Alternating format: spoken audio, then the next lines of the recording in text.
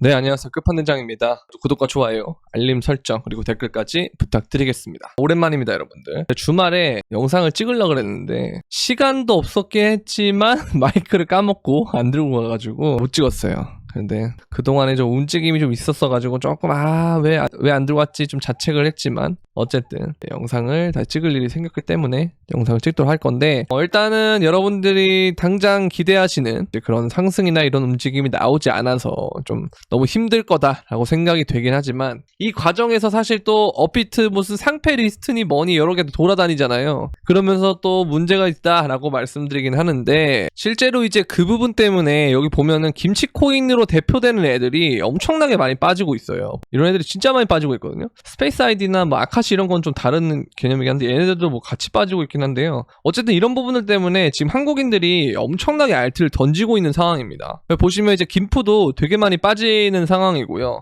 그리고 이제 도미넌스를 보면은 이게 좀 올라오는 상황이고 그런 상황이긴 한데 어쨌든 이제 이런 걸 보면서 좀 생각을 해볼 거는 뭐냐면 이제 알트가 정말 망했는가, 알트장이 뭐 끝났는가 그렇게 생각할 수도 있지만 저는 사실 반대로 생각해야 한다라고 보기도 해요. 왜냐면 제가 여러분들한테 저번에 영상에서도 말씀드린 것처럼 샌드박스 같은 경우를 우리가 보잖아요. 얘도 그때 당시 SEC의 뭐 타겟으로 돼가지고 그때 뭐였지? 작년 10월 달쯤에 이때 이제 SEC가 뭐 증권으로 소송을 걸 것이다 뭐 하면서 뭐 어쩌고저쩌고 했던 것들이 이때 더 많이 떨어진 경향이 있거든요. 근데 2023년 9월하고 10월 달을 보면은 이렇게 쭉 빠진 알트들이 그 다음에 여기서 어느 특정 시점이 딱 끝난 다음에 엄청나게 빠르게 회복을 했어요. 그쵸? 이렇게 빠르게 회복을 했고 그래서 이 지점부터 여기까지 회복을 거의 다 끝난 다음에 떨어지게 되는 상황인데 어찌됐든 간에 여기서 이제 이 지점을 얘도 이제 지지선으로 볼 수 있고 하지만 뭐 이 라인에서 지키기만 한다 그러면 이런 식으로 올렸을 때 얘는 하나 둘 셋 넷 여기까지 잡으면 사실 바텀이 5개가 나오는 거거든요.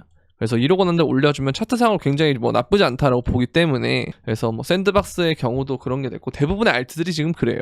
근데 이제 김치코인은 저도 조금 그래도 어쨌든 정책이라는 부분 때문에 좀 왔다 갔다 할 수도 있고 그래서 제가 여러분들한테 웬만하면 김치코인들은 잘 얘기를 안 하는 편이기도 하고요. 이런 애들이 이제 업비트의 거래 대금이 월등하게 높은 애들이 특히 이렇게 더 많이 하락을 하는 모습이긴 한데 그래서 이 부분을 제가 조금 더 걸리는 부분이긴 해요. 그래서 이게 알트가 지금 당장은 이런 부분들이 좀 있긴 하지만 어쨌든 긍정적으로 생각을 해보면 그러니까 김치를 일단은 우리가 좀 피해갔다면 업비트에서 지금 굉장히 중요한 것이 뭐냐 지금 테더가 어쨌든 보면 어딨죠? 테더가 안 보이네. 저기 있죠? 테더가 어쨌든 얘가 지금 업비트 원화에 상장이 돼 있잖아요. 근데 보면은 보세요. 김치가 만약에 대부분 상패가 된다. 최악의 경우로 봤을 때 상패가 된다고 해도 외국인들의 입장에서 우리나라에 테더가 원화마켓 상장이 돼 있으면 이렇게 나중에 돈을 입금시키기가 편해요. 우리도 해외 거래소에서 돈을 갖고 오기가 편하고요. 근데 그러면 이제 김치 같은 뭐 잡코인들이 일명 잡코인들이라는 게 대거 상패가 되거나 뭐 위축이 된 다음에 나머지의 근본 알트들이나 생각보다 업비트가 요즘 원화 상장이 좀 잦잖아요. 비썸도 그렇고. 그러니까 그런 것들을 우리가 좀 봤을 때 그러면 정말 남아있는 코인들이 만약에 외국에서 어쨌든 해외에서도 좀 높은 평가를 받고 있고 이런 애들 많이 상장을 시켰다 했을 때 거기에다가 우리가 김치 프리미엄이라는 것이 생기면 외국인들이 보따리를 하러 올 수도 있다라는 거예요. 그렇죠? 그래서 이 부분이 저는 나중에 알트장이 왔을 때 굉장히 빛을 볼 것이다라고 생각을 하고요. 그래서 작년 9월, 10월 이때도 제가 말씀드린 것처럼 SEC의 뭐 명단 리스트 걸려가지고 뭐 샌드박스 같은 애들이 유독 더 떨어지고 하는 그런 게 있었거든요. 근데 그럼에도 불구하고 상패가 안 된 경우에는 다시 이 과대낙폭 이후에 올라가는 경우들을 볼 수 있었다. 우리가 이제 이 같은 경우도 마찬가지로 뭐 지금은 좀 많이 떨어지고 있지만 얘도 이 당시에 보면은 엄청 떨어진 애였거든요. 상장하고 10월까지 엄청 떨어졌다가 비트가 턴어라운드 하면서 얘도 엄청나게 갔다. 그런 모습을 볼 수가 있거든요. 그래서 이런 부분들을 우리가 봤을 때는 어쨌든 알트장이 나중엔 올 건데 그 과정에서 좀 힘든 상황이 있을 수 있지만 도미넌스가 오르는 과정에서 좀 힘들 수는 있지만 내가 만약 알트를 고집을 했다면 어쨌든 제가 그래서 이런 부분들 때문에 제가 뭐 100등분을 해가지고 하루에 하나씩 100분의 1씩 해가지고 사던지 뭐 이런 식으로 하던가 아니면 좀 더 내가 텀을 두고 사던가 이런 부분들을 제가 말씀드린 이유가 이제 이런 것 때문이거든요. 마지막 수건짝에 가깝다라고 저는 보시면 될 것 같다라는 생각이 들고 어찌됐든 간에 얘가 여기서 밑으로 떨어지게 되면 제 저점 갱신의 가능성을 또 언급을 드렸었잖아요. 제가 주말에 가기 전에. 그래서 그 말씀을 드렸는데 일단 저점 갱신을 했고 올라갔고 여기서 이제 지지를 받느냐 못 받느냐 이 부분이 되게 중요하고요. 이제 65,000 700부근에서 지지를 받느냐 못 받느냐 이게 되게 중요하고 이런 거 어쨌든 다 넘긴 다음에 행보가 어쨌든 진행되는데 얘가 이 부분을 버티면서 올라가고 있다. 그러면 이 이동평균선들이 만나면서 이 이동평균선 위로 얘가 올라탔을 때 그때는 횡보를 이제 상방 쪽으로 횡보 이런 식의 만약에 수렴이다라고 하면 이 수렴 상단 쪽으로 가는 움직임을 보일 것이다. 그렇게 보시면 될 것 같습니다. 근데 우리가 마켓캡이 되게 쪼그러져 있는 것처럼 보이지만 생각보다 이렇게 보면은 월봉으로 보면 막 그렇게까지 작아진 느낌은 아니에요. 보면 이런 자리에서 계속 있기 때문에. 그죠? 그래서 우리가 그동안의 사이클로 봤을 때는 항상 이런 자리들이 있고 그쵸? 이게 추세로 이렇게 이어버리면 이런 자리들이 생기기 때문에 아직까지는 좀 더 오를 여지가 남았다라고 저는 볼 수가 있다라고 보고요. 근데 다만 이 과정에서 좀 뭐 시간이 몇 달 걸릴 거다. 그러니까 이런 거겠죠. 그러니까 여기서부터 제가 박스권이라는 말을 계속 말씀드렸는데 이게 빠질 때는 박스권이 아니다라고 했다가 이제 올라가면 박스권처럼 보이고 또 내려오니까 또 박스권이 아닌 것처럼 보인단 말이에요. 근데 결국에는 이러한 과정을 거치면서 세력들은 매집을 할 것이고 그 매집이 끝나면 이 박스를 끝낼 거고 박스를 끝내고 난 다음에는 자리를 안 줄 거다. 이것이 이제 저의 지속적인 생각이고 저는 바뀌지 않는 그런 말씀인 것 같습니다. 마찬가지로 알트코인을 보면은 얘도 2주일짜리 캔들을 보면은 결국 이 축적하는 과정을 뚫고 리테스트하는 과정으로 계속 있었다라는 거고 여기도 2020년도 그랬었고 16년도도 그랬고 그 다음에는 이런 움직임들이 보여줬다. 그래서 마찬가지로 24년도도 그럴 가능성이 높다라고 저는 보거든요. 그래서 어쨌든 우리가 3월부터 한 6월까지 3개월 동안 좀 재미없는 장을 보냈고 뭐 좀 더 길어지면 7월까지 갈 수도 있고요. 길어지면 길어질수록 제가 항상 말씀드리는 게 여기서 리테스트가 길면 길수록 올라가는 폭이 달라져요. 그래서 훨씬 더 좋은 움직임을 보일 수 있다라고 보여지기 때문에 이 과정이 여러분들이 뭐 옥석 가리기가 뭐 하는 과정이다라고 생각하고 나중에 되면 상승장이 왔을 때 훨씬 더 퍼포먼스가 더 좋게끔 될 거거든요. 지금의 이 고통들이. 그래서 이것만 좀 잘 버티시면 될 것 같다라는 생각이 듭니다. 그래서 전혀 너무 자연스러운 현상이에요.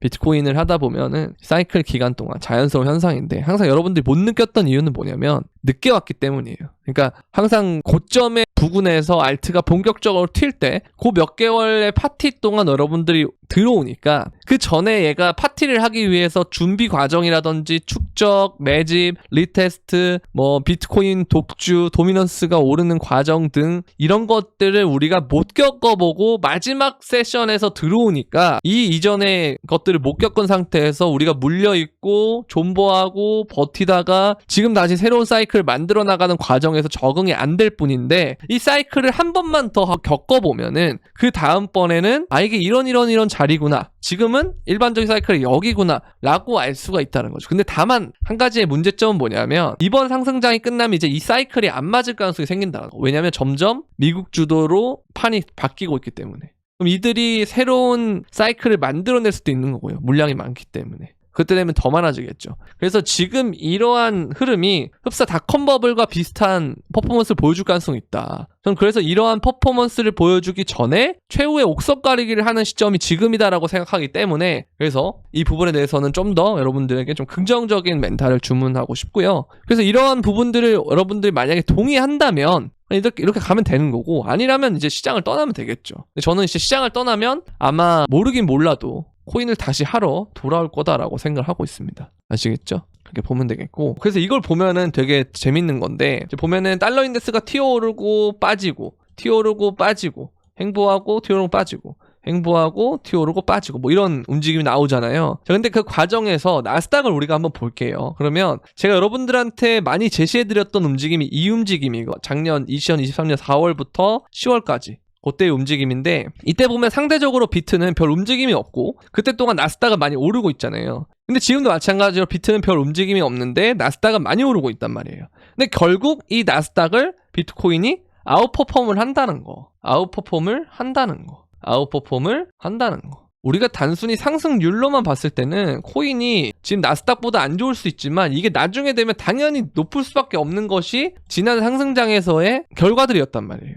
그래서 여러분들이 여기서 뭐 떠날 수는 있어요. 그러나 다시 돌아오게 돼 있다. 그러면 저 같으면 그냥 남아있는 걸 택합니다. 저는. 왜냐면 왔다 갔다 하는 것도 뭐 제가 뭐 못하는 건 아니지만 그래도 이게 시장가를 탄다라는 거. 그러니까 돌파했을 때 매수한다는 게 굉장히 어려워요. 또 인간 심리상. 조정을 기다릴 수밖에 없고. 파블로프의 개 마냥 지금 학습이 돼 있거든요. 비트는 반등을 주면 팔아야 된다. 줄 때 먹어야 된다. 이게 계속적으로 우리가 학습이 돼 있어요. 왜? 그동안에 반등만 했다 하면은 이게 이제 찐반인가 했다가 다시 제자리 만들어주고 아니면 더 떨어뜨리고 이걸 계속 학습을 시켜놨기 때문에 우리가 은연중에 이제 다음에 올라갔을 때는 줄 때 먹어야지 하면서 팔게 된단 말이에요. 그러면 그 다음에 더 달렸을 때 못 잡는 거예요. 왜? 내가 이미 팔았던 가격보다 높게 되면 인간 심리상 난 여기에 다시 오기 전까지는 죽어도 안 사. 근데 계속 가요. 그럼 나중에 결국 사요. 비싸게. 그러니까 이러한 실수를 반복하지 않기 위해 저도 상승장 때마다 그걸 좀 겪었던 적이 있기 때문에 그래서 이번에는 그냥 엉덩이 무겁게 기다려볼 생각입니다.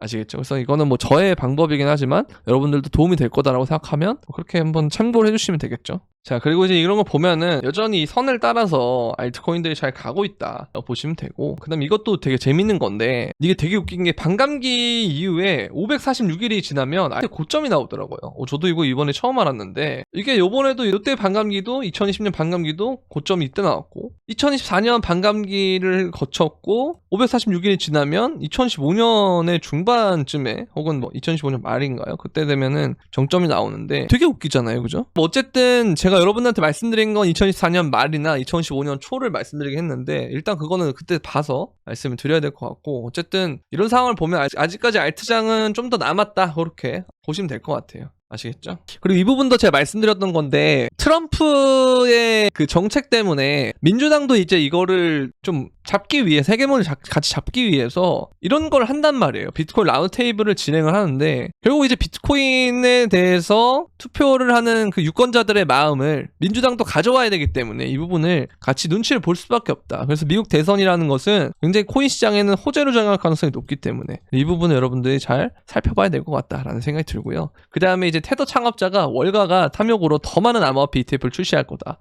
이런 얘기를 하는데, 보면은 ETF 모멘텀이 불화될 거라 생각하지 마라. 월가는 더 많은 ETF를 탐욕으로 인해서 요구할 거다. 그래서 암호화폐 시장이 큰 폭으로 하락하기 전까지 다양한 암호화폐 ETF가 출시될 거다. 결국은 이런 부분들 때문에 저는 이더리움 ETF가 되면은 그 다음에 이제 알트에 대한 새로운 내러티브 형성이 되고 거기에 맞춰서 알트 불장이 오면은 닷컴 버블과 같은 그런 형태의 버블이 오지 않을까라는 생각을 좀 갖고 있기 때문에 이번 알트장은 저는 지금도 이렇게 사람들을 피를 말리는 거 보면은 정말 나중에 좀 크게 올 수도 있겠다라는 생각 갖고 있기 때문에, 근데 이걸 이제 제가 이 시점에 말하면 좀 미친 사람 같아 보이긴 할 거예요. 그죠? 제가 옛날에 이제 2022년 말 2023년 초에 뭐 렌더라든가 뭐 아리브라든가 아니면은 뭐 엔비디아라든가 마이크로소프트라든가 이런 애들을 전망했을 때 좀 미친 사람이다라고 얘기를 좀 들었던 적도 있고, 테슬라에 대한 전망을 좀 안 좋게 봤다가 테슬라 홀더들이 왜 그렇게 생각하냐 자꾸 물어보는 경우도 좀 있었고, 그래서 조금 피곤했어요. 근데 이제 마찬가지입니다. 지금도